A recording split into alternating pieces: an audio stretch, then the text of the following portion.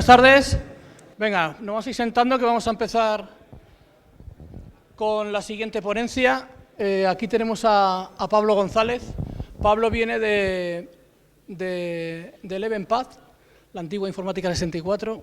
Le fichó Chema Alonso y el tío parece que vale. Yo le conocí en un tribunal de la UNIR, ¿verdad? Es ingeniero y ha hecho el máster en Seguridad Informática, donde le conocí. Y bueno, la verdad es que es muy bueno. Lo habréis visto también en algunos congresos de seguridad. Y bueno, ahora mismo está de jefe de proyecto en FAS, que os lo cuente él un poco, y os dejo con él. Vale, gracias. ¿Me escucha? ¿Sí? Vale. Bueno, la charla que...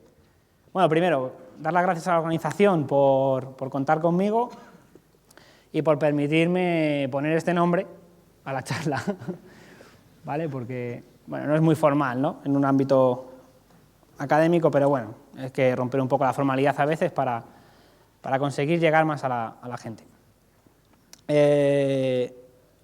La charla va a consistir en hablar un poco de los bugs, que muchos de vosotros sabréis qué son, de los exploits, que sabéis lo que son, y de ver chicas, ¿no?, porque el título lo dice así.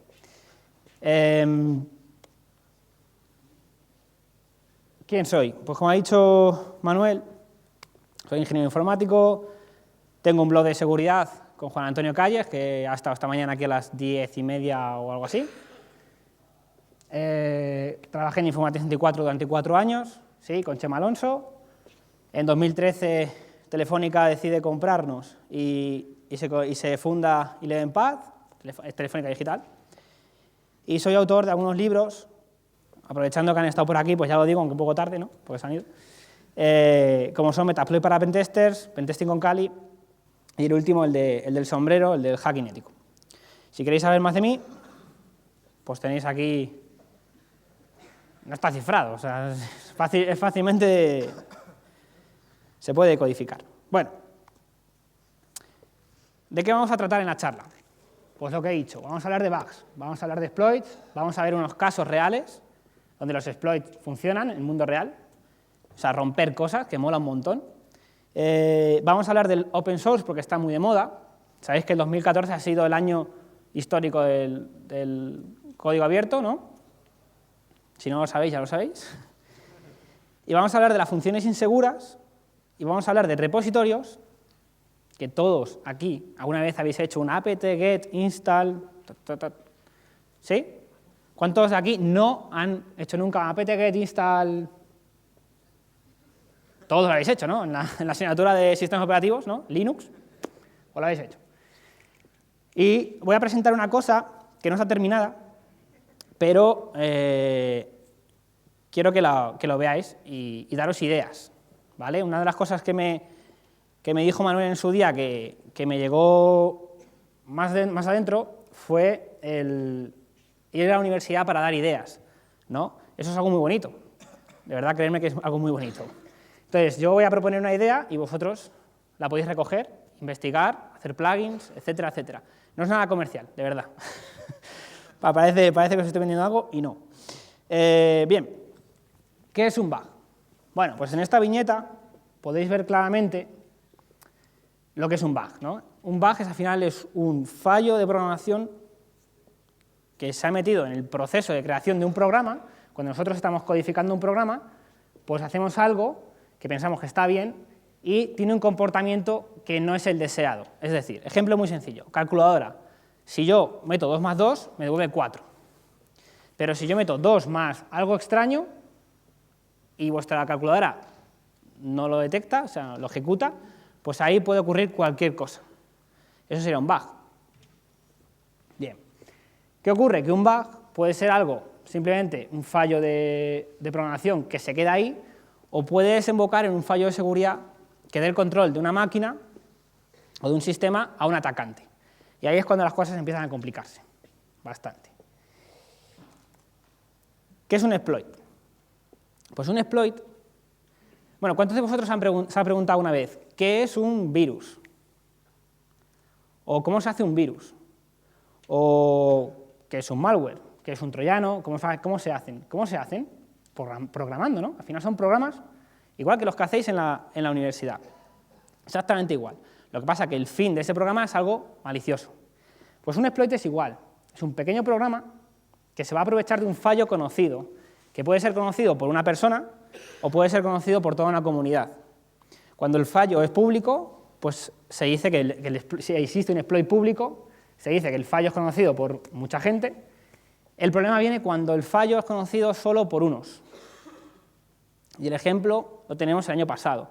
¿Os acordáis del fallo del Heartbleed? ¿Conocéis al Heartbleed? ¿Quién no? Heartbleed.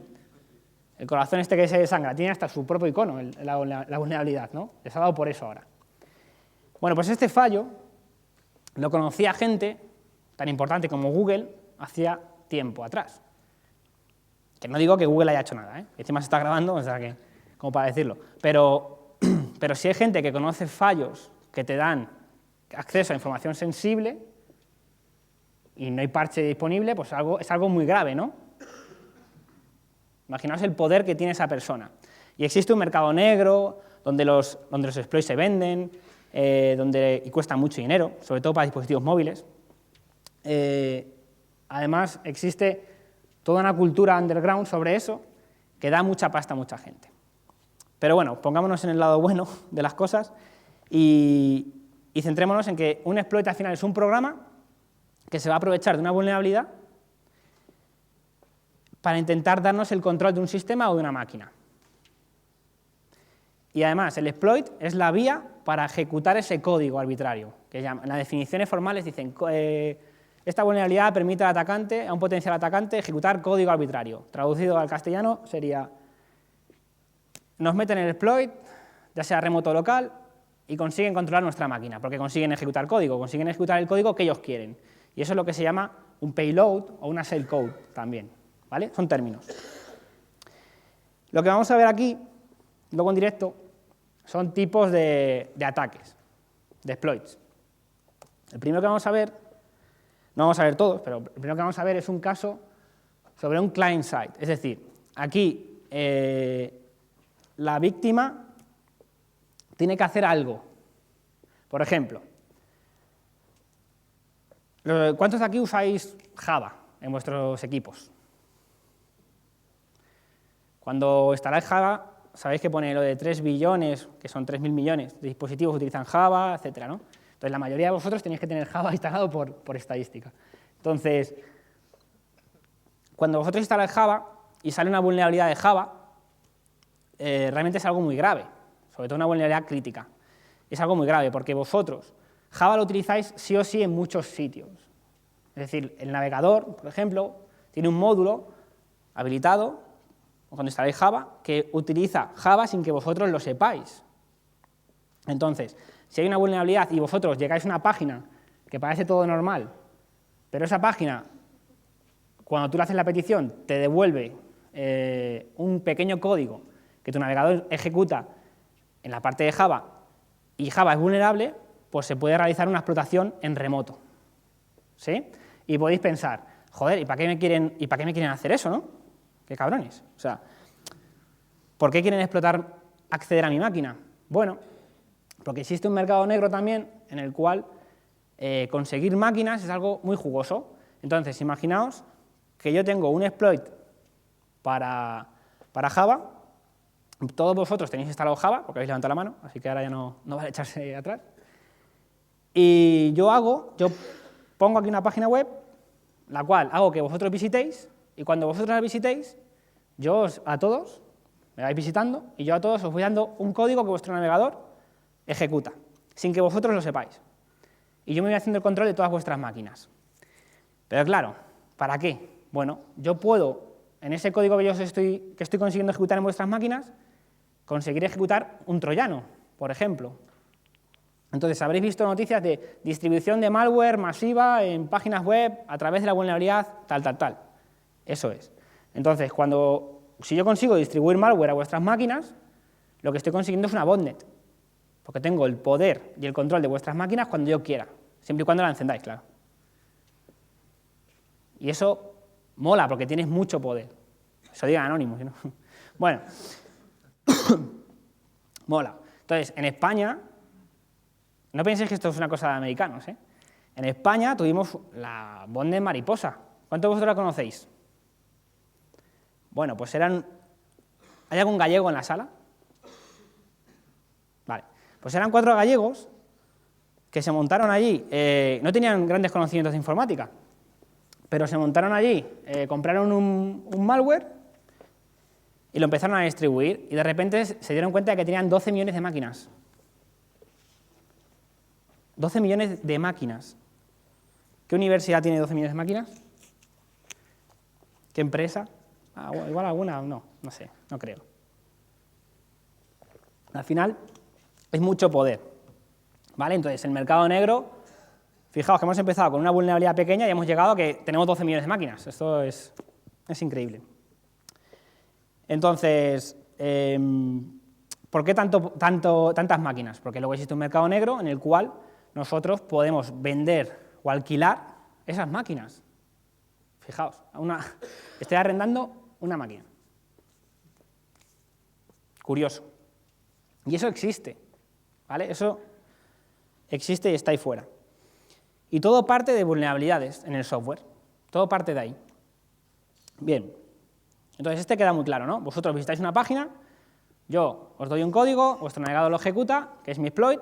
Dentro de ese exploit hay un código que ejecuta código en vuestra máquina y consigo hacer en vuestra máquina lo que quiera. ¿Vale? Luego lo vamos a hacer, bueno, lo vamos a hacer ya. Demo, caso 1. Va a ser un poco rápido para que lo veáis, porque hay mucho que ver, pero tenemos aquí, no se ve.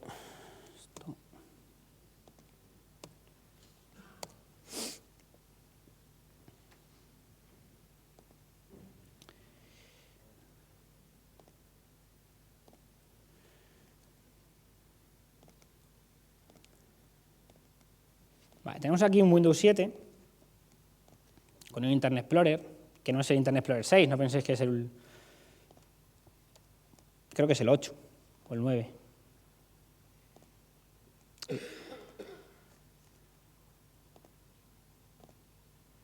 Internet Explorer 9 tampoco es tan viejo.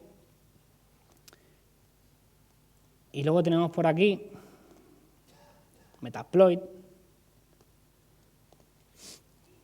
integrado con Latch, para que lo quiera saber. Y así, es un momento de... Mientras voy haciendo cosas, voy diciendo, bueno, hay que ganarse el sueldo. Bueno, esto es un módulo, el cual es un exploit para Java, una versión antigua, Java 7, vamos por la 8, tampoco es algo que impacte mucho hoy en día. Pero bueno, tiene una serie de opciones, esto ya no vamos a entrar en detalle, solo voy a configurarlo y quiero que veáis lo que pasa. Voy a ponerle el código que vamos a ejecutar en la máquina remota cuando visite mi página, cuando explotemos la vulnerabilidad de Java, simplemente va a ser una calculadora, ¿vale? Vamos a ser muy buenos. Una calculadora va a salir en la pantalla y ya está, hemos ejecutado que en la máquina remota salga una calculadora. Pero podríamos hacer muchas más cosas. Podríamos hacer que se subiese un malware y se ejecutase ese malware, ¿vale? Ese troyano. Esto...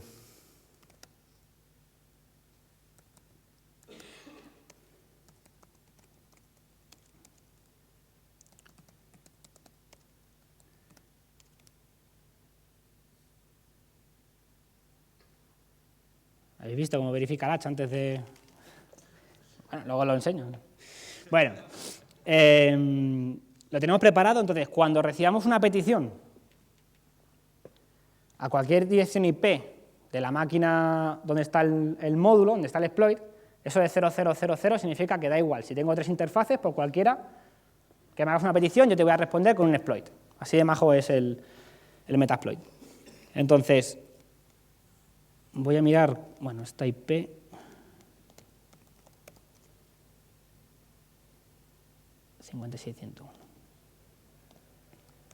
Lo tengo ya preparado, luego os enseño el código. Index.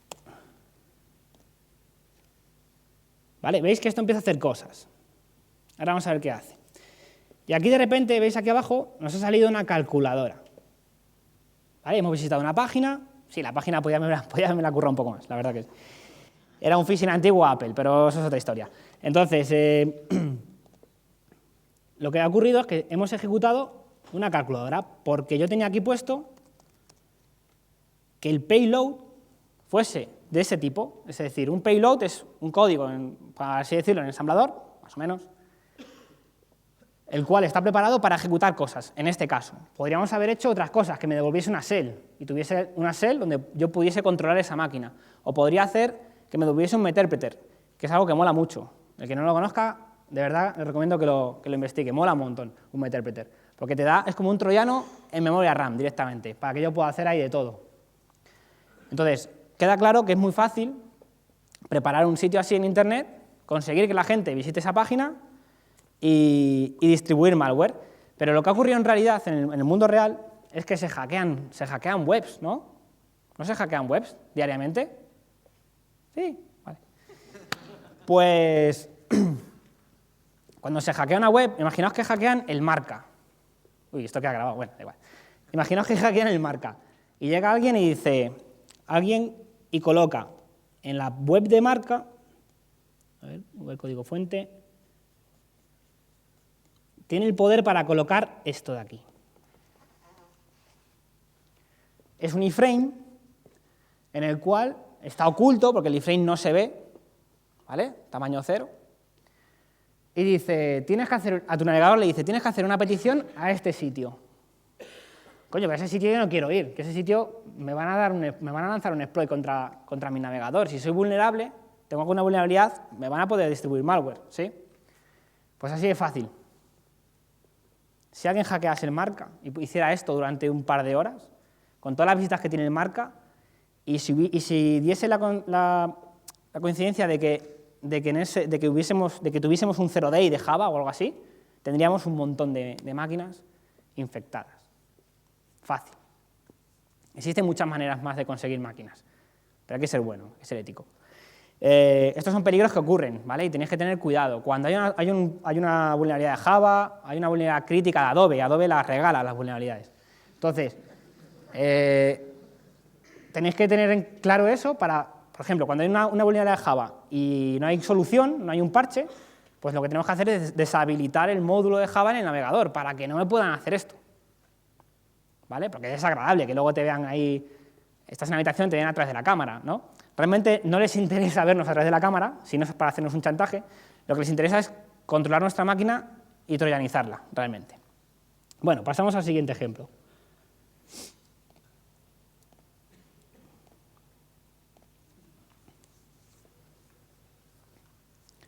Demo 1, hecha. Caso 2. Esta cojona más, porque no hace falta que me hagas una petición a mí, sino con que yo tenga conectividad contigo, te voy a lanzar un exploit contra ti. ¿Por qué? Imaginaos que, yo qué sé, que los de la primera fila tienen todos un servidor FTP con versiones vulnerables, es decir, versiones que tienen algún bug conocido y que se puede explotar y tomar el control. Entonces no hace falta que ellos me hagan una petición a mí, porque yo tengo acceso, o sea, yo tengo conectividad con ellos.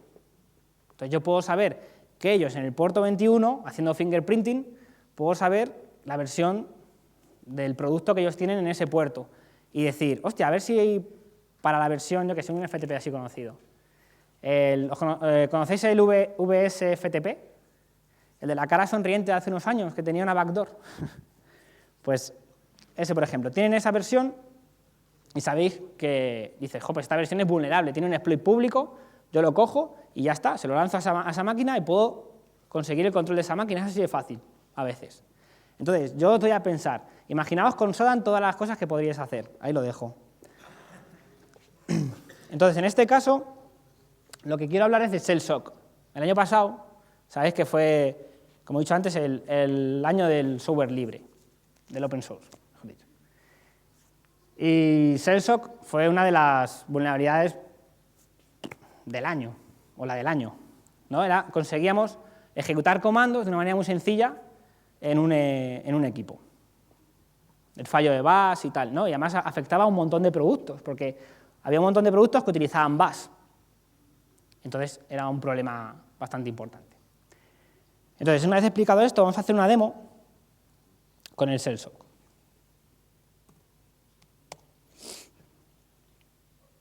Entonces, os presento las máquinas. Tenemos aquí un Linux.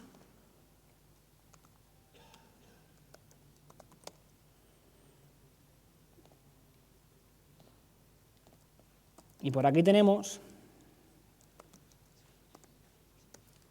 un módulo un poco extraño, porque se llama Shellshock Pablo. También verifica la H. Bueno. Y tenemos un montón de opciones aquí. Vale, ¿por qué tiene mi nombre este módulo? Bueno, pues este módulo tiene mi nombre porque lo he hecho yo. Es tan sencillo, era tan sencillo esta vulnerabilidad de explotar, que dije, hostia, pues tengo que hacer un artículo donde explicar cómo hacer un módulo para Metasploit, cogiendo como base, no vamos a engañar a nadie, cogiendo como base el que hizo Rapid7, que al final son los dueños del producto.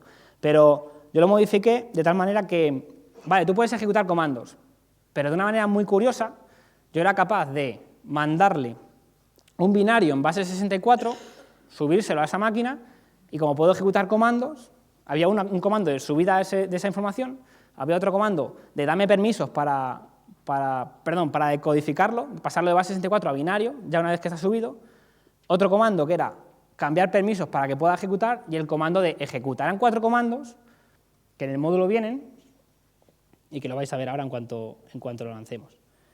¿Vale? Da bastante juego. Entonces, si a alguno le interesa, pues el link se lo paso luego y se lo puede estudiar, lo puede practicar. Vamos a activar Apache. Para los que digan que Linux no tiene vulnerabilidades, ¿no? Aquí está el ejemplo. Lo tenía que decir.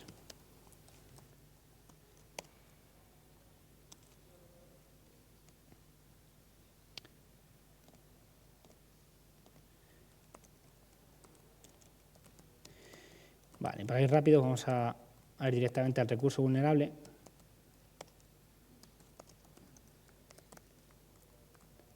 Y creo que es esta IP.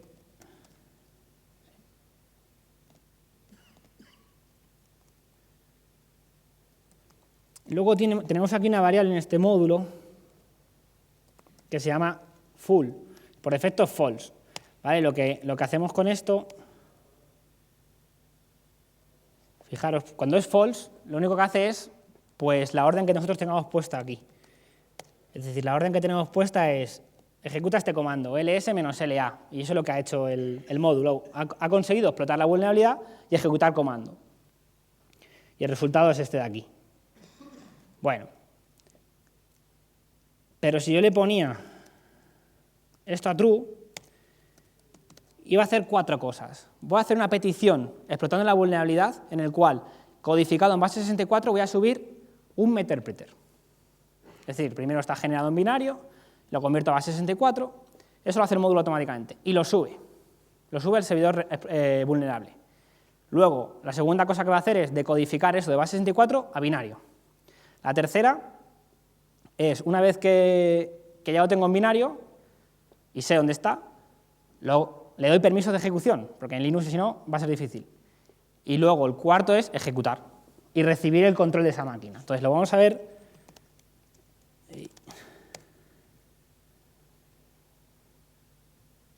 ¿Vale? Se puede ver bastante fácil. Arriba veis, eso que veis codificado en base 64, eso es el binario, eso es un meterpreter codeado en base 64.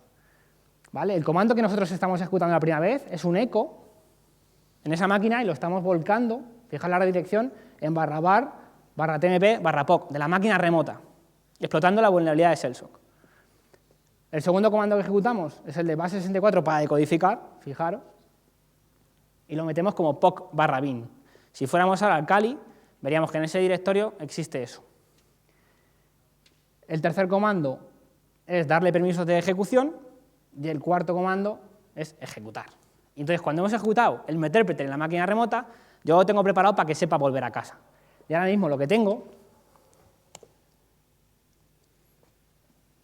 si me da el control,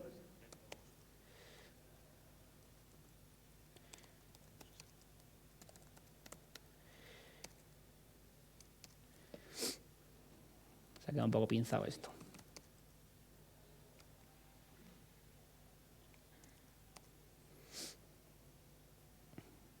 Lo que tengo al final es un metérprete que es como si tuviese un troyano en memoria, donde puedo ejecutar un montón de instrucciones. ¿Sí? A veces se me queda un poco pinzado esto. Bueno, vamos bien de tiempo.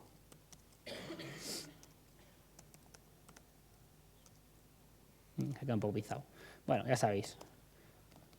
¿Vale? Sobre esto hay un artículo, el que lo quiera probar, solo tiene que seguir los pasos, porque el código es libre, o sea, el código está en el repositorio, en un repositorio que yo tengo, donde podéis cogerlo. Y probar, y con el artículo paso a paso, y entenderlo bien.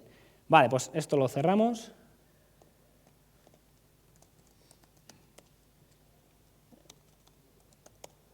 Sí, aquí están los ficheros. Bien, seguimos. ¿Hasta aquí bien? ¿Nadie se perdió? A ver, un poco complicado algunas cosas. Nada. Bueno, pues hablemos del open source. ¿Has visto el último logo de la vulnerabilidad esta que ha salido, la de Ghost? La verdad que se están currando los logos de las vulnerabilidades, ¿no? El Shellshock mola, el Heartbleed mola, el corazón desangrado, y aquí el fantasma mola un montón. Bueno, pues el año 2014 ha sido el año, como he dicho antes, ahora viene la parte fácil de la charla, lo primero era un poco más complicado, pero ahora viene fácil. El año 2014 ha sido su año, Heartbleed, Shellshock, además son vulnerabilidades mediáticas, ¿no? Porque cuando salió Heartbleed, yo leí en algún periódico el fin de Internet. El fin de Internet. No, ya sabéis que los periodistas pues, le dan un bombo ahí curioso a las cosas. Entonces, el año 2015 ha empezado también bastante bien, ¿no? Ha empezado con esta vulnerabilidad de una librería que desde el año 2000 no se actualiza. ¿Qué quiere decir eso? Sí, que si alguien lo sabía en el año 2000 esta vulnerabilidad, pues lleva 15 años de ventaja y controlando un poco el mundo, ¿no? Entonces, es algo importante. Bueno, una pregunta que os voy a hacer. Muchas veces, y esto es un poco, no es muy popular, ¿no? Pero muchas veces se dice, no, las cosas con open source son mejor, más seguras, porque tenemos el código fuente y sabemos lo que ejecutamos. Es verdad, es una afirmación totalmente correcta. Pero hay un pero. ¿Quién lo mira? El código. ¿Quién se mira el código de Linux entero, de una distribución? Hay personas que sí, pero imaginaos, China ha salido la noticia ahora de que le dice a Apple, yo quiero auditar tus dispositivos, quiero saber lo que ejecutas, si no en mi país no entras. Y Apple ha dicho, venga, va, te voy a dejar. ¿Pero realmente creéis que van a mirar todo? Son millones y millones de líneas, ¿eh? Tendrían que estar un tiempo bastante grande con un montón de personas auditando esas cosas. Que luego hay código ofuscado, que hay cosas que no son triviales, ¿vale? Entonces, cuando nos venden de que la seguridad nacional, el código libre y tal, está muy bien, pero realmente se mira, si se mira, perfecto, si no se mira, error. Bueno, entonces, vamos a hablar un momento de las funciones inseguras, que todos conoceréis, porque todos habéis escrito líneas en C, entiendo. Entonces, tenemos la función get, la función strcpy, por así decirlo, cpy, scanf y sprintf. Bueno, pues que sepáis que estas funciones son inherentemente inseguras. ¿Por qué? Porque pueden provocar desbordamiento de buffer, que es la vulnerabilidad más antigua casi del mundo, ¿vale? Pero que hoy en día sigue afectando a un montón de aplicaciones. Seguimos cometiendo errores a la hora de hacer programas. Entonces, fijaos en el código de arriba. Declaramos una variable en un buffer y luego hacemos el get. ¿Qué pasa si alguien mete más bytes de lo que cabe en ese buffer? O sea, ¿quién obliga a que alguien meta hasta 512? La función es insegura porque ella no va a decidir cuándo parar. Ella, lo que tú le metas, lo va a intentar meter. ¿Vale? Entonces, hasta que encuentre un carácter nulo. Si lo encuentra en el byte 520, la jodimos, ¿vale? Porque eso va a petar, o puede petar. Y esa es la base de muchas vulnerabilidades. La segunda, el scanf, el porcentaje ese va cogiendo del buffer hasta que encuentre un byte nulo. Bueno, pues si el buffer tiene más de lo que de lo que nosotros podemos recibir en otro buffer, tendremos el mismo problema.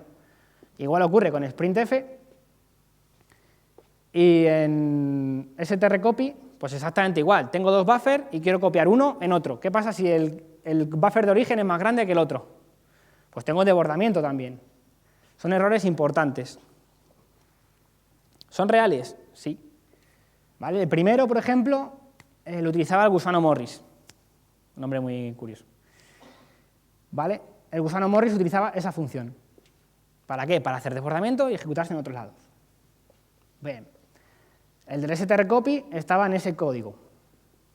¿Vale? Eso está todo documentado. Y provoca un desbordamiento de buffer remoto en esta aplicación. El del scanf era código sacado de esta aplicación. ¿Vale? De nuevo, desbordamiento de buffer remoto. Y el código del sprintf, código de la versión del 1.0 del demonio de Telnet Kerberos 5. ¿Vale? Y ocurre igual. Entonces, estas cosas hay que tenerlas en cuenta. Pero es que esto no es nuevo. ¿Creéis que es nuevo esto? O sea, ¿C es nuevo? No, vale. No es nuevo. Entonces, ¿por qué seguimos usando estas funciones? Si sabemos que son inseguras. Es más, cuando alguien enseña por primera vez a hacer un desbordamiento de buffer, se utiliza la función strcopy, siempre. ¿Y por qué la seguimos usando? Porque hay un problema entre los desarrolladores y la seguridad, ¿no? Entonces, deberíamos estar más unidos ahí, y no ocurre. Entonces, yo me empecé a preguntar, con todo esto que está saliendo del Heartbleed, del Shellshock y tal, y viendo las vulnerabilidades que son chorras, empecé a preguntarme, ¿cómo estarán los repositorios de Linux? ¿No? Sabiendo que Linux tiene un montón de aplicaciones en sus repositorios y que están escritas la mayoría en C, me pregunté, ¿y cómo la gente escribirá código en los repositorios y estará con funciones inseguras? ¿Quién lo revisa? ¿Creéis que Canonical va a revisar el código que se sube a los repositorios? No lo sé, igual sí, pero no creo. ¿A cuántos millones de usuarios llega el código? Esa es buena. Porque claro, vosotros tenéis, necesito un editor de LaTeX. Y vais ahí, sudo apt-get, install, bueno, buscáis previamente en Google, y luego decís, me tengo que bajar esto. Y utilizáis el repositorio y lo bajáis, ¿no? Y el código no lo mira nadie. O necesito bajarme un DNS, un DHCP. Pues busco primero el producto y lo bajo del repositorio. O sea, tienen muchos millones de usuarios esos repositorios. ¿Sí? ¿Y si lo miramos? Pero aquí me entró un poco de pereza, porque dije, joder, pues anda que no ves el código ya. Y entonces dije, a ver cómo hago para hackear. Sí, al final es hackear, pero de una manera un poco especial, siendo un poco vago, siendo un poco perro, ¿no? Entonces decidí hacer una charla, que no es esta de aquí, sino es otra, en la cual mostrar a la gente cómo sacar vulnerabilidades, fallos, bugs, cómo sacar bugs de código que está expuesto a millones de usuarios y que está ahí, que podéis descargar y que podéis ser víctima de el nuevo Shellshock, el nuevo Heartbleed, el nuevo Ghost. Y entonces decidí hacerlo de manera un poco perruna, ¿vale? Eso sí, porque dije, joder, es que hay un montón de software. Lo primero que hice, bueno, primero vamos a hablar de esto y ahora os digo lo primero que hice. ¿Qué repositorios podemos mirar en el mundo? Bueno, pues sobre todo los de Linux, que los conocéis, y sobre todo GitHub también. En GitHub hay un montón de código. Claro, el problema es que yo quería centrarme en C y las funciones inseguras, y GitHub pues no tiene más diversidad de lenguaje. Pero ojo, hay otros lenguajes que también tienen sus funciones inseguras y sus fallos, ¿vale? Pero Java es más seguro que C por definición, por ejemplo. Entonces pensé a mi perro llamarlo Rastreator, ¿no? De decir, bueno, vamos a hacer un script de la manera más perruna posible, y dije, joder, programarme algo en C, no, voy a utilizar a Bash. Voy a utilizar Bash, un script, y lo que voy a hacer es fijarme en los repositorios de Linux a través de ese script, a ver qué puedo hacer. Me fijé en Ubuntu, entonces instalé un Ubuntu y decidí, lo voy a enseñar antes de contar esto, decidí ver cuántos paquetes por defecto tenemos como usuarios de Ubuntu. Por defecto, sin añadir ni quitar. Entonces, con ese comando, primero investigué un poco la herramienta apt, a ver cómo funciona, y dije, bueno, pues apt-list, corto aquí, corto allá, porque había sacado un chorro de información, y me quedo con el campo 1, bueno, y lo redirijo aquí. Y luego le pasé el contador de palabras, de líneas, y dije, bueno, pues hay 45.153 paquetes de software disponibles cuando instalas un Ubuntu. Y dije, aquí tiene que haber funciones inseguras, seguro, seguro. Entonces,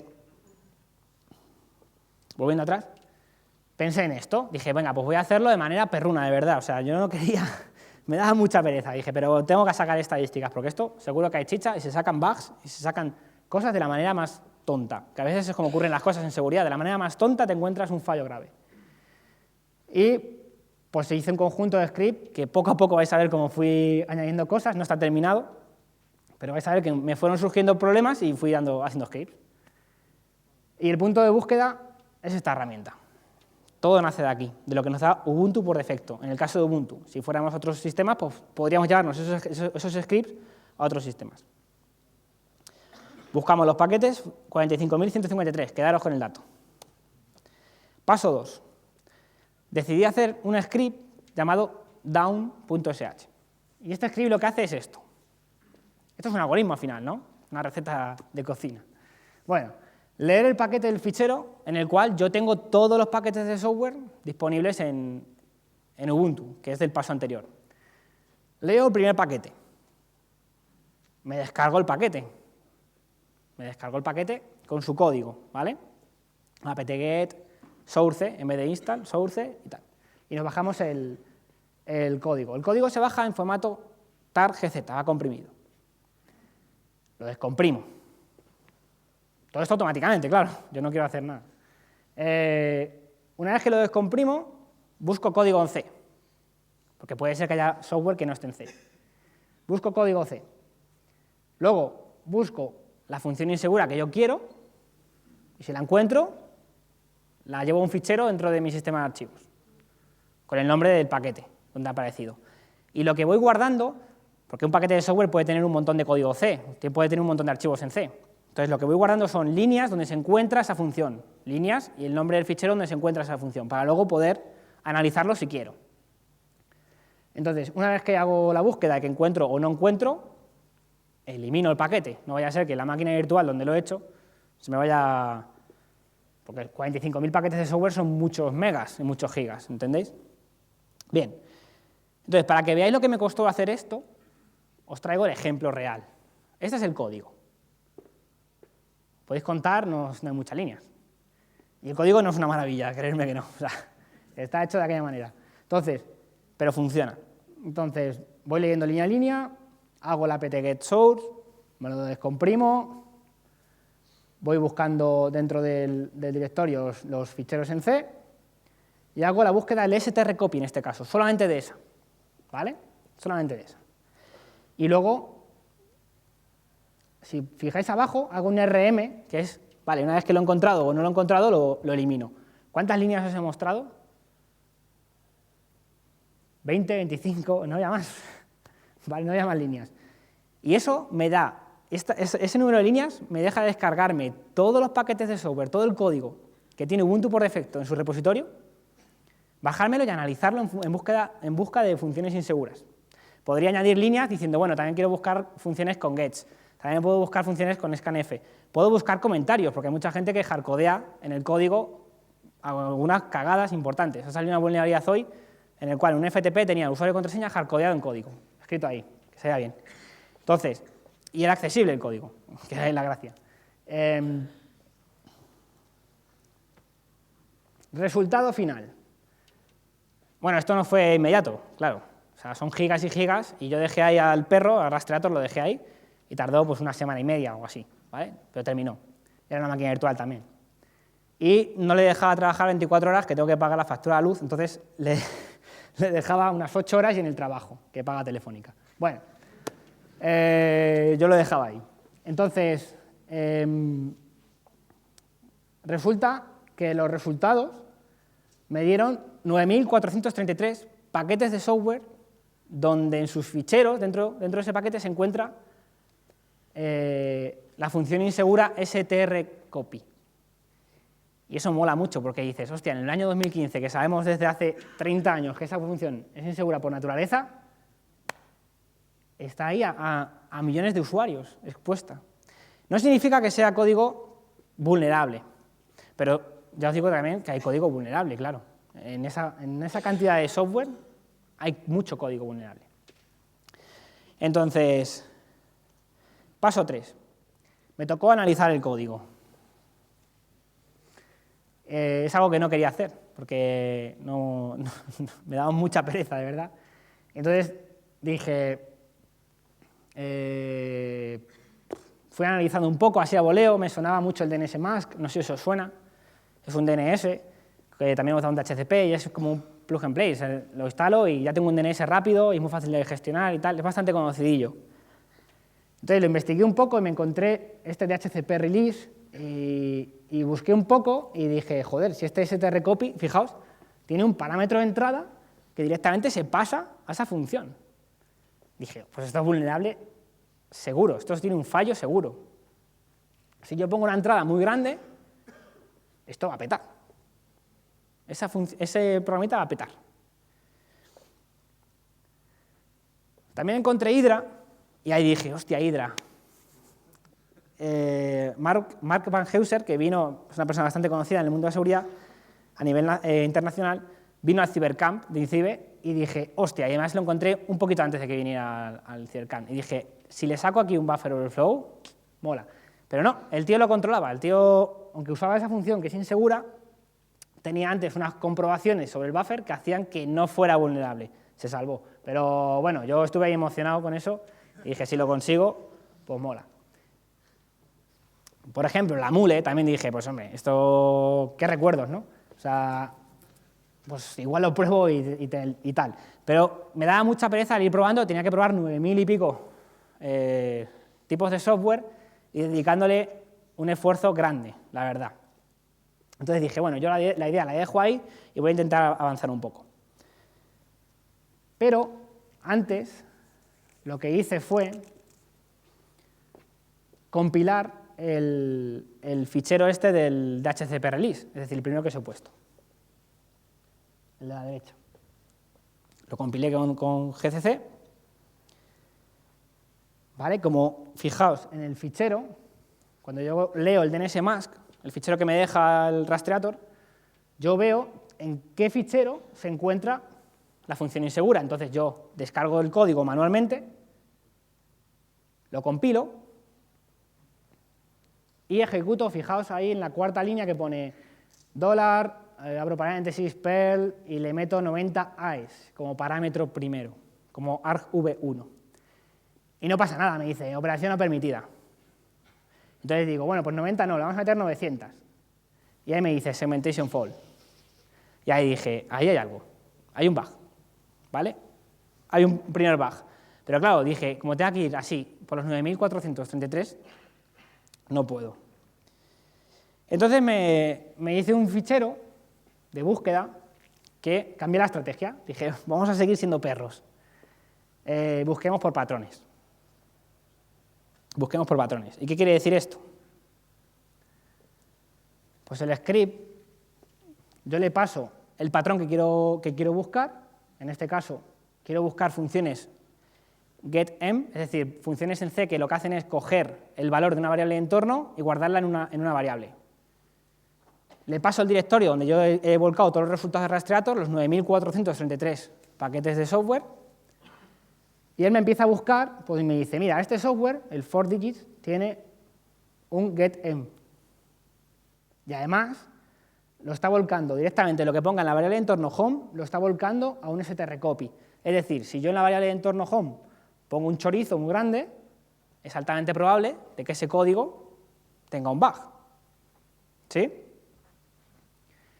Y bueno, luego me va dando más resultados. Pues de otro tipo de software, pues me va dando más. Pues todos estos. ¿Vale? Me da un montón. Y hay que analizarlo, eso le cuesta, claro. Luego también me dio por buscar, por ejemplo, dije, venga, los bugs más fáciles de encontrar son los de parámetros de entrada. antiguos en C desde hace un montón. Y dije, pues voy a buscar los argv1. Y empecé a sacar resultados, fijaos. Y entonces me chirrió muchísimo este, de aquí abajo. Dije, un parámetro de entrada que directamente se pasa a un buffer por copia, eso tiene que ser vulnerable. Y efectivamente, yo empecé a probar. Y al principio dice, no he metido demasiadas size, porque me está diciendo que todavía que ha fallado al abrir el fichero. El parámetro 1 es el fichero que esa aplicación quiere abrir. Cuando le meto 900 size, ahí me peta y me dice buffer overflow. ¿Vale? Porque bueno, Ubuntu tiene sus protecciones también, pero hay un buffer overflow ahí. ¿Vale? Y ahí lo tengo. De una manera muy sencilla he sacado ese buffer overflow. Pero, ya para el colmo, dije, joder, pues los argv1 los puedo automatizar. O sea, todo el software que he encontrado que copian de la entrada estándar, de la entrada parámetro 1 a un buffer, lo puedo automatizar. Es decir, no voy a ir yo a mano uno a uno, voy a hacerme un script que lo que haga es ir cogiendo los ficheros, instale el software, meta muchas size, una vez que está instalado, meta muchas size en el parámetro 1, lo pete, cuando lo pete, guarde el resultado diciendo he petado esta es vulnerable, tiene un buffer overflow, y lo desinstale, eso automáticamente. Y eso, creerme que es muy gracioso verlo, porque es como, o sea, realmente sí, es bastante gracioso. Entonces aquí tenemos el script, buffer.sh, y lo que hace aquí es empezar a instalar. Y fijaos que el primer mensaje que pone es, soy candidato, soy este fichero, que ese fichero se transforma en software, y soy candidato. ¿Candidato a qué? A ser vulnerable.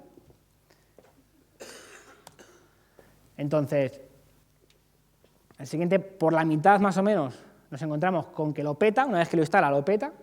Aquí está petado, buffer overflow. Y luego lo último, lo elimina, porque ya sabéis que si instalo todo el software, pues la máquina virtual me peta a mí porque no me quedo sin espacio. Entonces, por eso tuve que hacerlo un poquito inteligente. Y va eliminando, y así con todos los ficheros que se va encontrando. Hay algunos que los peta, otros que no los peta, pero es una manera muy sencilla de encontrar un montón de bugs en el software libre. Software que está expuesto a millones de usuarios.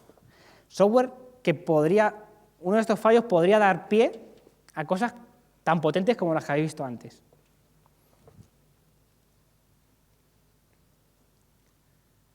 Bueno, este es el ejemplo, también lo peta. Y conclusiones. Y vamos a ver un poco el script en funcionamiento. Bueno, conclusiones de esto. El código open source está ahí. Está ahí. Otra cosa es que se mire, ¿vale? Pero está ahí. Y tiene muchísimas vulnerabilidades, muchísimos bugs. Entonces, ¿seguirá habiendo casos como el de Ghost de ayer? Sí. ¿Seguirá habiendo casos como Cellshock? Sí. ¿Seguirá habiendo casos como Heartbleed? Sí. Porque cada vez es más importante la seguridad y nadie mira ese código. Porque al final el código cerrado, pues hay gente que se interesa por su seguridad, que es la propia empresa que gana dinero con él. Si tengo fallos, como Adobe, si tengo muchos fallos, pues voy a perder la confianza de los clientes. Pero aquí es distinto, es otro tipo de filosofía. Lo que pasa es que estamos exponiendo a millones de usuarios a código que no es nada fiable, ¿vale? Desde el punto de vista de seguridad. Entonces, por eso salen estadísticas tan fuertes de 7 de cada 10 usuarios en Internet pertenecen a una botnet. Entonces, el 70% de los que estamos aquí pertenecemos a una botnet. Y no mola pertenecer a una botnet, ¿o sí? Bueno, igual algunos sí, ¿no? Pero no. Mola más controlarlo, broma. El caso que hay que pensar diferente. Por ejemplo, una cosa que se me ocurrió muy sencilla es, ¿por qué nadie ha hecho un plugin? Ojo, que hablo desde conocimiento, igual sí que existe, pero ¿por qué nadie ha hecho un plugin que cuando yo instalo algo sudo apt-get install, antes de instalármelo, mire el código fuente y me diga, pues hay de estas funciones inseguras en el código fuente, por ejemplo? Me haga una pequeña auditoría de código muy breve, o sea, que no sea nada, pero no existe nada así, ¿no? Entonces, es un plugin súper chorra que ayudaría a decir, hostia, voy a desconfiar de este software que tiene aquí unas cagadas de implementación importantes. ¿Vale? Porque estos son ejemplos chorras, pero puede haber cosas detrás de esto muy, muy importantes. Entonces, voy a enseñar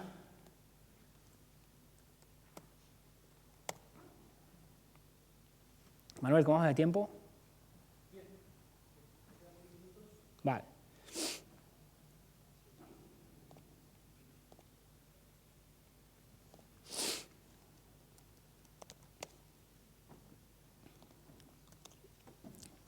Bueno, fijaos la carpeta perro. Los scripts están ahí, son 3.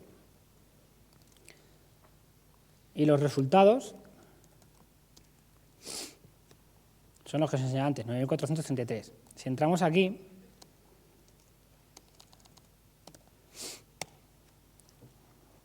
puedo ir viendo todo el software que por defecto está en los repositorios que tienen funciones inseguras. En este caso solamente hemos hecho el análisis con strcpy, pero es muy fácil meter el resto, o código hardcodeado, porque si encontráis algunas joyas por ahí muy interesantes.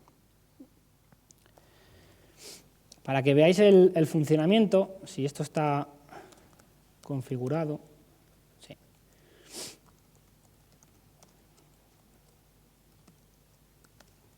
Para descargarme todo el software, todo el código, y empezar a analizarlo que él solo, o sea, esto lo lanzaríamos y una semana y media después volveríamos, y él empieza a descargar, a analizar, me va dejando las funciones que va encontrando en un directorio, y nos olvidamos. Esto es una manera muy sencilla de automatizar cosas muy potentes. Pero claro, lo estamos haciendo sobre Linux, podríamos hacerlo sobre GitHub, podríamos hacerlo sobre un montón de repositorios, podríamos añadir más repositorios al sistema y analizar más software. ¿Y qué más ideas se nos ocurre? Fijaos cómo va trabajando ahí Rastreator. ¿Qué más cosas se nos ocurre? Montar un servicio, no me robéis la idea, montar un servicio en el cual los programadores y la gente de seguridad pueda consultar esta información online. Proyecto, ha salido un proyecto aquí de fin de cátedra. Entonces, sí, o sea, quedaría bastante interesante sacar estadísticas también de esto, porque al final, todos los números al final que salen de aquí son importantes. ¿Cuántas vulnerabilidades podemos automatizar y sacar? Yo me quedé creo que en 10, pero me cansé de mirar y de automatizar, y encima se me rompió la máquina virtual una vez y tuve que restaurar. Bueno, esto se tiraría aquí una semana y pico, porque claro, hay software como Firefox que puede tener 300 megas. Hay librerías que están por ahí, un montón de librerías, etcétera, etcétera, etcétera. Bueno, pues eso lo dejamos ahí. Para que veáis también, bueno, si os vais a... Para que veáis el script de búsqueda, fijaos que dice, bueno, para buscar, ¿qué quiere buscar? Bueno, alguna cosa y en un directorio. El directorio es donde yo he dejado todos los logs, ¿no? Todas las funciones inseguras. Bueno, pues lo vamos a poner. Vamos a buscar parámetros de entrada.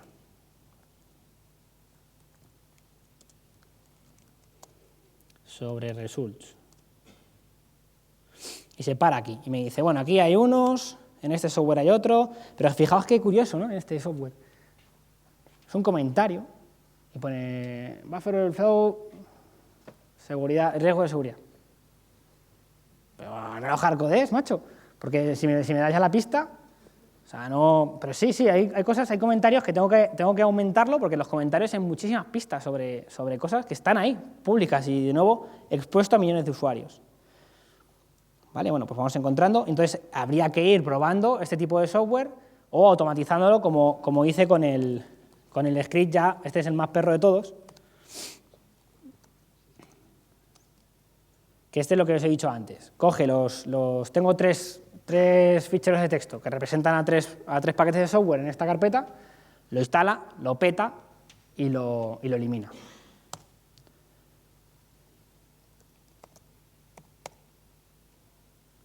Vale, ahí lo instala.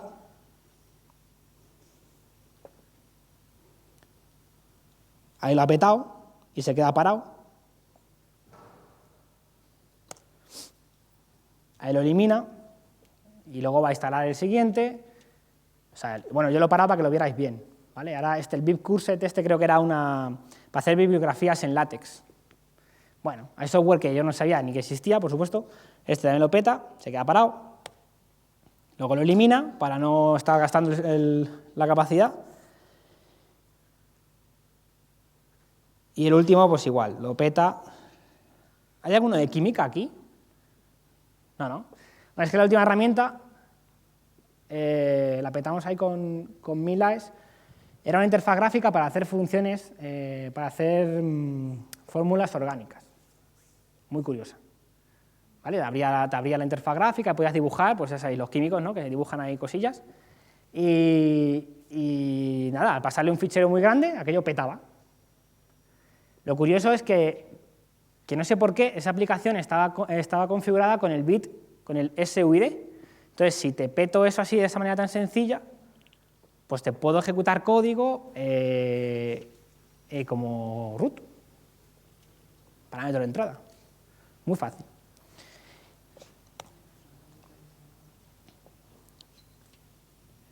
Bueno, pues aquí, esto lo acabamos aquí y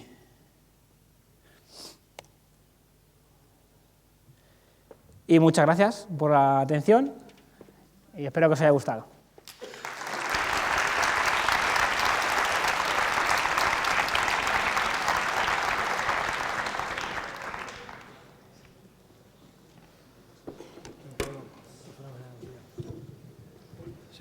Sí. Bueno, ya tenéis ideas para algún proyecto fin de carrera y fin de máster, ¿verdad? Así cuando venís a preguntarnos por alguno, pues mira, de aquí podéis sacar alguno. Bueno, pues, ¿alguna pregunta tenéis por ahí? Sí.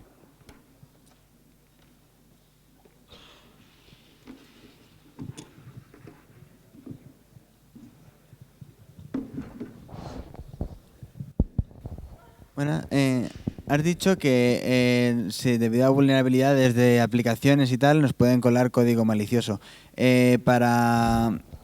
Aparte de tenerlas actualizadas, ¿no sería tan fácil evitarlo con un método secundario de protección, como puede ser, por ejemplo, un sandbox? Sí, pero no. O sea, depende. Porque un sandbox, al final lo que vas a ejecutar es en otra porción, vale. Pero lo de tenerlo actualizado, no, porque eran las últimas versiones, lo que está ahí son las últimas versiones que hay en los repositorios de Ubuntu. Así que más actualizado de eso no puedes. Tú puedes modificar el código y tal, pero nadie lo va a hacer. Eso es algo muy bonita la idea, pero no se hace. Y lo de ejecutar las aplicaciones en una sandbox, sí, vale, está bien, pero y puedes meter medidas preventivas, por supuesto. En Windows Emmet, ¿no? Tienes tema de DEP, etcétera, tal. Pero tú cuando te instalas algo, o los millones de usuarios que tienen acceso a ese software, ¿cómo lo hacen? Claro. O sea, tú manejas un montón de software al día y tú ese software no lo has probado todo, porque nadie lo prueba. Muy raro. Ya te digo que cuando digo nadie me extiendo mucho más para arriba. Pero bueno, eso son cosas aparte. ¿Alguna más?